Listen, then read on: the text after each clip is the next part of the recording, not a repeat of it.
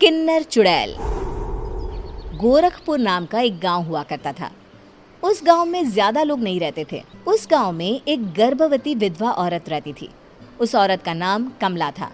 कमला अपने घर में अकेली रहती थी। उसके पति की सारी जायदाद उसके नाम हो गई थी, पर सभी गांव वाले उस औरत को मनहूस औरत समझा करते थे और सभी उससे नफरत किया करते थे।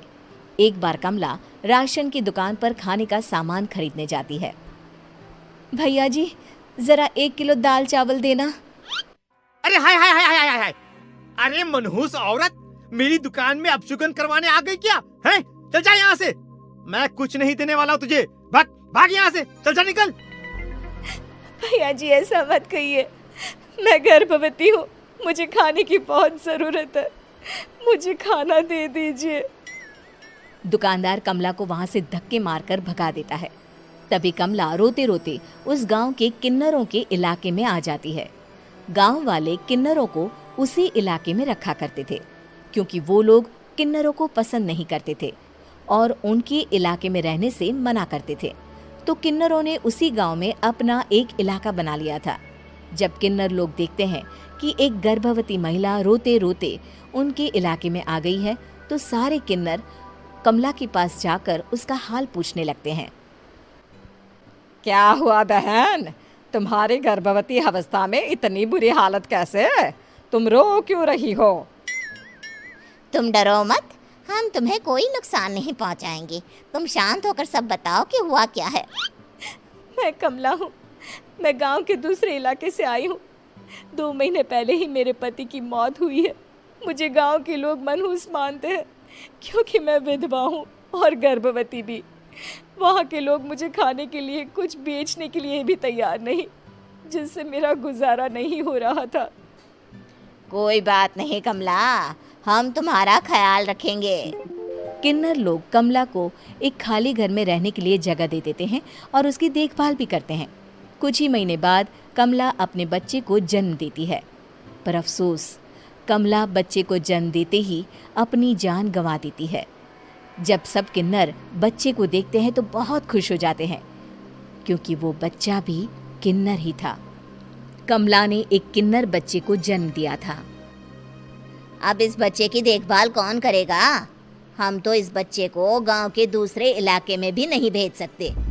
और तो क्या हुआ, इस बच्चे की माँ नहीं रही तो हम इसे पालेंगे। अब ये हमारे इलाके में रहेगा, हमारे साथ रहेगा। फिर वो किन्नर उस किन्नर बच्चे को गोद ले लेते हैं, उसका नामकरण कराते हैं। उस किन्नर बच्चे का नाम शक्ति रखा जाता है। देखते ही देखते शक्ति बड़ी होने लगती है। उसके रंग रूप बहुत सुंदर थे। वो बहुत सुंदर किन्नर दिखती है। एक दिन शक्ति एक किन्नर से पूछती है, माँ जी सुनिए ना, ये गांव के दूसरे इलाके में भी तो लोग रहते हैं, तो हम वहाँ क्यों नहीं जाते? हम उनसे अलग क्यों रहते हैं? शक्ति, क्योंकि वो लोग हमारे जैसे नहीं, वो लोग हमें पसंद नहीं करते, इसीलिए हम उनसे अलग रहते हैं। क्यों? वो हमें क्यों पसंद नहीं करते? मुझे एक बार उस इलाके में जाना है। मैं एक बार वहाँ जाकर घूम कर आऊँ। शक्ति, खबरदार, जो तू उस इलाके में कभी भी गई तो अपनी जान नहीं गंवाना चाहती तो उस इलाके में कभी कदम भी नहीं रखेगी, समझी? इतना कहकर वो किन्नर वहाँ से चली जाती है। शक्ति उस किन्नर की बात सुनकर बहुत रोती है। माँ जी, ऐसा कैसे कह सकती हैं? उन्होंने इतनी सी बात के लिए मुझे इतना डांटा। अब तो मैं उस इलाके में ज़रूर जाऊंगी। फिर एक दिन शक्ति गांव के दूसरे इलाके में चुपके से जाती है। ये लोग तो हमारे जैसे ही इंसान हैं, तो ये हमसे नफरत क्यों करते हैं? जब शक्ति उस इलाके में पहुंचती है तो गांव के सारे आदमी उसके रूप से मोहित हो जाते हैं। वो लोग ये अंदाज़ा नहीं लगा पाते कि वो किन्नर है। शक्ति की सुंदरता देखकर सारे गांव वाले उसकी तारीफ करने लगते हैं। तभी गांव का चक्कर लगाने गांव के जमींदार का बेटा हर्ष वहां पहुंचता है। हर्ष भी दिखने में बहुत सुंदर होता है। जब हर्ष ने शक्ति को देखा तो वो भी उससे मोहित हो गया, और जब शक्ति की नज़र हर्ष पर पड़ी तो वो हर्ष को देखकर मोहित हो गई। आपको पहले कभी इस गांव में देखा नहीं। इस गांव में आप नए हैं क्या? जी नहीं, वो मैं बस। तभी शक्ति बोलते बोलते रुक जाती है और मन में सोचने लगती है, अगर मैंने इनको बता दिया कि मैं दूसरे इलाके से आई हूँ तो वो समझ जाएंगे कि मैं किन्नर हूँ, इसलिए मुझे इनसे झूठ ही बोलना पड़ेगा। शक्ति हर्ष को कहती है, जी हाँ, मैं इस गांव में नई आई हूँ, यहाँ अकेली रहती हूँ। वैसे आप कौन है? आप भी इसी गांव में रहते हैं? जी हाँ, मैं इस गांव के जमींदार का बेटा हूँ। आपको किसी भी चीज की जरूरत पड़े तो आप मुझे बता देना, मुझे अच्छा लगेगा। ऐसे ही शक्ति और हर्ष एक दूसरे से रोज मिलने लगते। वो दोनों अपने प्यार का इजहार करने एक दूसरे से मिलने जाते हैं। तभी शक्ति का पीछा करते करते एक किन्नर वहां आ जाती है। शक्ति, मैं तुमसे बहुत प्यार करता हूँ। मैं तुमसे शादी करना चाहता हूँ। क्या तुम मुझसे शादी करोगी? हाँ हर्ष, मैं तुमसे शादी करूंगी, पर मैं तुमको अपने बारे में एक सच्चाई बताना चाहती हूँ जो मैंने तुमसे छुपा कर रखी है। तभी उनके बीच में ही वो किन्नर आ जाती है। शक्ति, तेरी हिम्मत कैसे हुई ऐसा करने की? वो किन्नर शक्ति को खींचकर गांव के जमींदार के पास ले जाती है। हर्ष भी वहां शक्ति को बचाने के लिए पहुंच जाता है। जमींदार शक्ति और हर्ष के प्यार के बारे में सुनकर गुस्से में आ जाता है और शक्ति को गांव के बाहर निकालने की सजा देता है। शक्ति ये बात सहन नहीं कर पाती और कुएं में कूदकर अपनी जान दे देती है। जमींदार हर्ष की शादी गांव की एक लड़की से करवा देता है, पर हर्ष इस शादी से खुश नहीं होता। शक्ति अपना बदला लेने के लिए मरने के बाद किन्नर चुड़ैल बन जाती है। अब मैं इन गांव वालों को नहीं छोड़ूंगी, अब इनसे मैं अपने प्यार का बदला लूंगी। किन्नर चुड़ैल गांव वालों को परेशान करना शुरू कर देती है। एक बार वो रात को गांव के खेतों में पहुंच जाती है और वहां आग लगा देती है। सारी फसल जल के राख हो जाती है।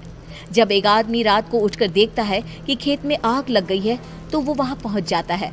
वो देखता है कि खेतों के बीचों बीच एक किन्नर चुड़ैल खड़ी है और वहां खड़े होकर ताली बजा रही है। गांव वाला किन्नर चुड़ैल को देखकर बेहोश हो जाता है। जब सुबह उस आदमी को होश आता है तो वो सीधा जमींदार के पास जाता है। अरे जमींदार साहब, अरे वो किन्नर चुड़ैल ने मेरी सारी फसल जला दी। अब मैं क्या करूंगा? क्या होगा मेरा? जमींदार चुड़ैल किन्नर का नाम सुनते ही सब कुछ समझ जाता है। अब वो बहुत डर जाता है। उसी रात को जब जमींदार डर के मारे अपने कमरे में सो नहीं पाता, तभी वहां अचानक से किन्नर चुड़ैल आ जाती है। किन्नर चुड़ैल जोर जोर से जमींदार के आगे खड़ी होकर हंसने लगती है और ताली बजाने लगती है। जमींदार उस डरावनी किन्नर चुड़ैल को देखकर बहुत डर जाता है। तूने मेरे साथ बहुत बुरा किया, अब मैं तुझे जान से मार दूंगी। नहीं नहीं नहीं नहीं नहीं, मुझे माफ कर दो, मुझे मत मारो। मैं कभी ऐसा दोबारा नहीं करूंगा। अब तुम जो बोलोगी वही मैं करूंगा। ठीक है, मैं चाहती हूँ कि किन्नर इलाका गांव के इलाके से जुड़े और गांव का कोई भी आदमी किन्नर समाज से द्वेष ना करे, उससे नफरत ना करे, नहीं तो मैं सारे गांव को मार दूंगी। और तुम गांव में एक नया कानून बनाओ कि अगर किसी ने भी किन्नर समाज को हानि पहुंचाने की कोशिश भी करी या इनसे भेदभाव करने की भी कोशिश करी तो उनको कड़ी से कड़ी सजा मिलेगी।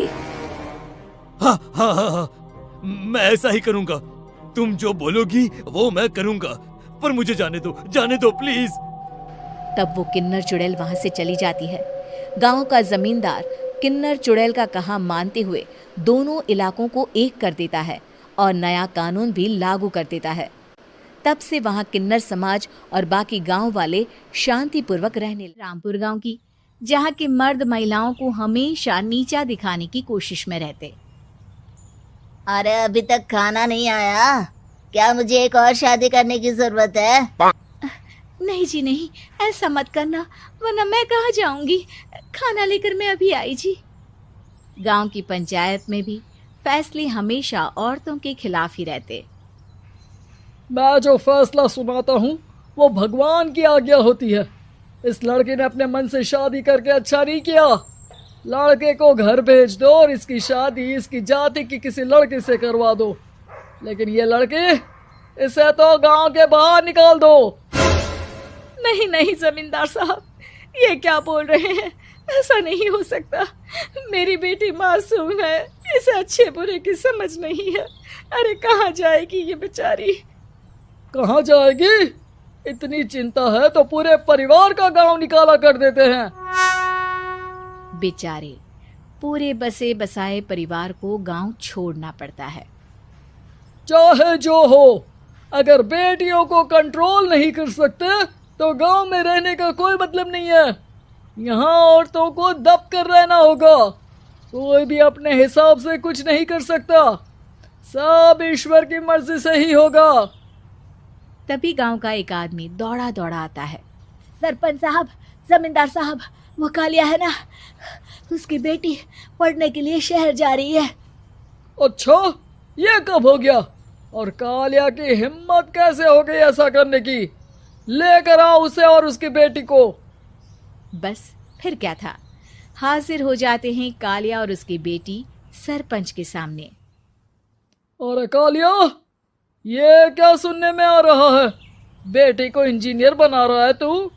और ये बता, गांव में तो स्कूल नहीं है, फिर कहाँ से इतनी क्लास पास कर गई तेरी बेटी? राधा, जो कि कालिया की बेटी है, उसे लगता है कि सरपंच उसकी तारीफ कर रहे हैं। सरपंच जी, मैंने ऑनलाइन पढ़ाई की है, डिस्टेंस लर्निंग से। सभी में मैंने अच्छे नंबर पाए हैं, जिसे देखते हुए शहर की इंजीनियरिंग कॉलेज में मुझे स्कॉलरशिप मिली है। वाह जी वाह, क्या होती है ये? पहले तो ये बताओ, फिर आगे की बात करते हैं। पूरा गांव राधा की बात सुन रहा था और राधा बोलती जा रही थी।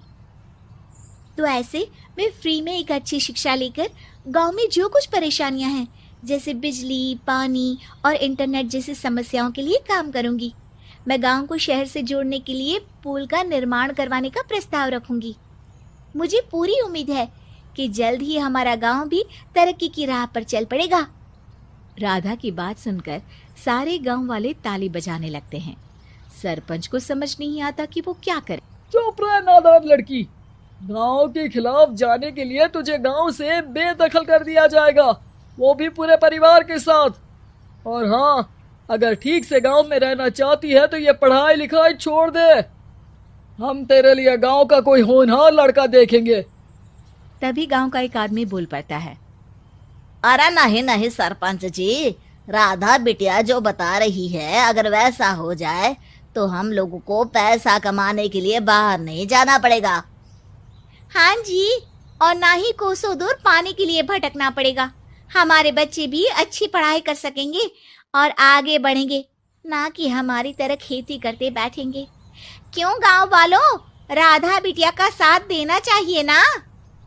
सरपंच देखता है कि गांव राधा के साथ है तो वो चुप हो जाता है। वो घर आकर अपने सलाहकार से बात करता है, जो बहुत ही चालाक किस्म का इंसान होता है। अरे सरपंच साहब, आपको बहुत ही होशियारी से काम लेना पड़ेगा। एक बार गांव तरक्की कर गया, यहाँ के बालक पढ़ लिए तो कोई ना पूछेगा आपको। और फिर ये जो बेटा और बेटी है ना आपके, इनको भी आम लोगों की तरह ही जीवन जीना होगा। हाँ, लेकिन करे तो क्या करे? वो ना आप मुझ पर छोड़ दीजिए, बस मैं जैसा बोलूं करते जाइए। अगले रोज सुबह जब गांव वाले सोकर उठते हैं तो राधा के घर के बाहर और साथ ही वो लोग जिन्होंने राधा का सपोर्ट किया था, उनके घर के आगे लाल रंग से कल आऊंगी लिखा होता है। कल आऊंगी, ये क्या होता है? अरे यह तो खून से लिखा है, लगता है कोई भूत प्रेत या चुड़ैल का साया है। चलो सरपंच जी के पास चलते हैं। सभी सरपंच के पास जाकर उसे सारी बात बताते हैं। और ये तो बड़ी मुश्किल की बात है। चलो, मैं एक बाबा को जानता हूँ, उन्हें बुला लेता हूँ। सरपंच बाबा को लेकर गांव के घर के बाहर जाता है। ओहो, तो ये वो चुड़ैल है जो उन लोगों को निशाना बनाते हैं जो गांव को बदलने का सपना देखते हैं। वो गांव को ऐसे ही संपन्न देखना चाहती है। वो नहीं चाहती कि कोई बाहरी यहाँ का कायाकल्प करे। क्या तुम लोगों में से किसी ने गांव को बदलने की सोच रखी है? तभी राधा की माँ रोते रोते आती है। मेरी राधा घर से गायब हो गई है। अरे कोई तो बचाओ, मेरी बच्ची कहाँ गई?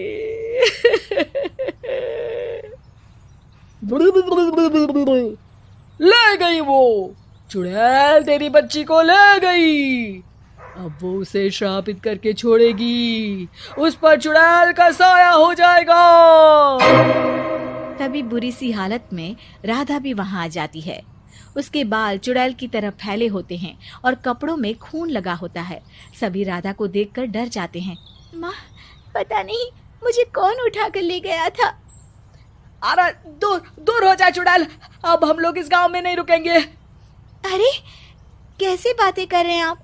कल तो आप मेरे भरोसे गांव का हुलिया बदलने, अपने बच्चों को पढ़ाने और तरक्की उन्नति की बात कर रहे थे, तो आज क्या हो गया आपको? ये फिर तुम लोगों को बहकाएगी।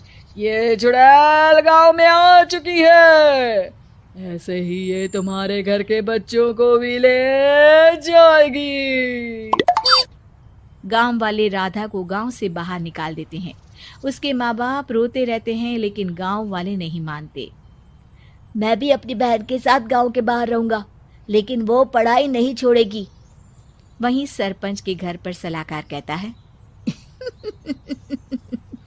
देखा, सांप भी मर गया और लाठी भी नहीं टूटी।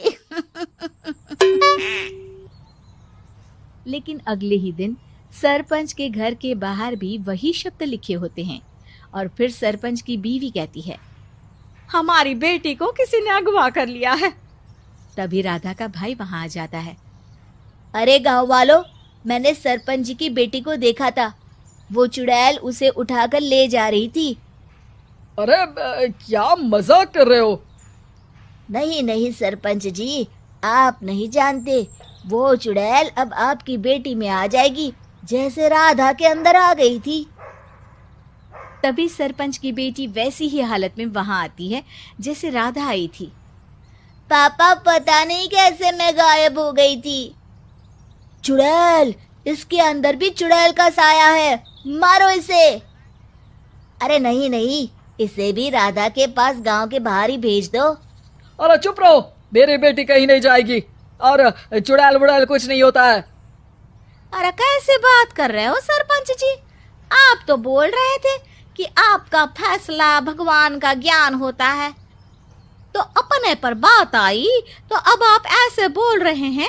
अरे ना ना ना, आपको अपनी बेटी को त्यागना ही होगा। अरे बुलाओ बाबा को। राधा का भाई बाबा को ले आता है, जिसे अब गांव वालों के डर के कारण सच बोलना पड़ता है। मैं कोई बाबा नहीं हूँ, मैं तो मोची था। ये सलाहकार महोदय ने मुझे कहा था एक्टिंग करने को। अब वो मुझे पैसे देने वाले हैं। अब मुझे माफ कर दो। गलती हो गई, मुझे माफ कर दो। तभी वहां राधा आ जाती है। देखा सरपंच जी, जब गांव के बच्चे साक्षर होंगे तो आप जैसे लोगों की चालाकी नहीं चलेगी।